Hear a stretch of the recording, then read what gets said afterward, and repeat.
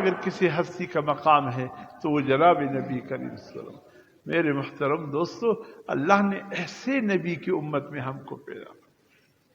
خدا کی قسم ہم اپنی نصیب پر فخر کرے تو کم ہے،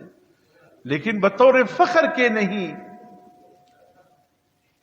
بطور اللہ کے شکر کے کہ اللہ پاک نے ہم ہی کو اس لائق بنایا کہ ہمیں امت محمدیہ صلی اللہ علیہ وسلم میں بیچ کر ہمیں اس امت میں ہمارا شمار کرایا۔ بڑی نصیب کی بات ہے۔ اللہ، اور پھر میرے محترم دوستو، میں عرض یہ کر رہا تھا جناب نبی کریم صلی اللہ علیہ وسلم کی ذکر کو جو اللہ نے بلند فرمایا،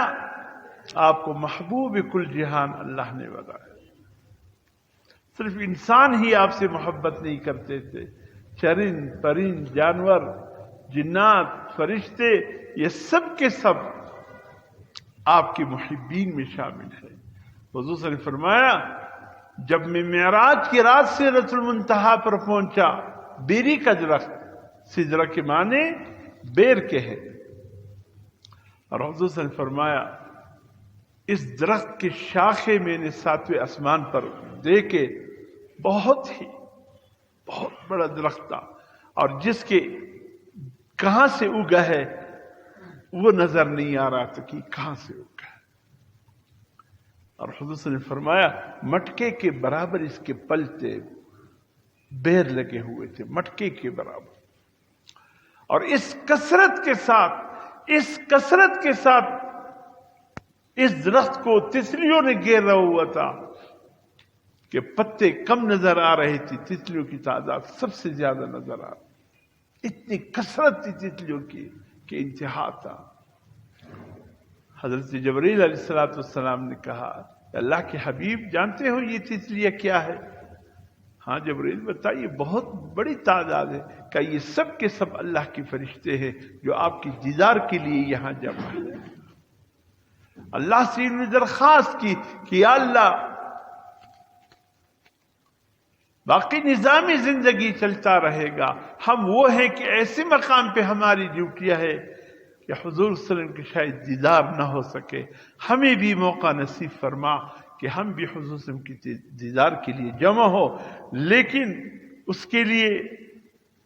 پھر یہ نظام ہونا تھا کہ ان فرشتوں نے اپنے کام کو روکنا تھا۔ جس وقت حضور صلی اللہ علیہ وسلم معراج کی رات کو چلے ہیں، نظام کائنات رک گیا تھا۔ کیا نظام زمین کا نظام ہو، فضا کا نظام ہو، خلا کا نظام ہو، آسمانوں کا نظام ہو، یہ سب رک گیا تھا، اس لیے کہ جتنے فرشتے اللہ نے ان کاموں پر لگایا تھا، اپنی اپنی ڈیوٹیوں میں لگے ہوئے تھے، وہ سب کے سب فرشتے اپنی کام کو چھوڑ کر حضور صلی اللہ علیہ وسلم کی دیدار کے لیے سدرۃ المنتہا پہ جمع تھے۔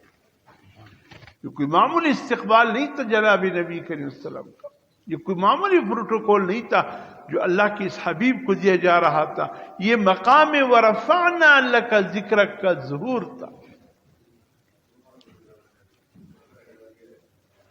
اس لیے تاریخ کی کتابوں میں آپ نے سنا ہے نا، جب حضور صلی اللہ علیہ وسلم آئے،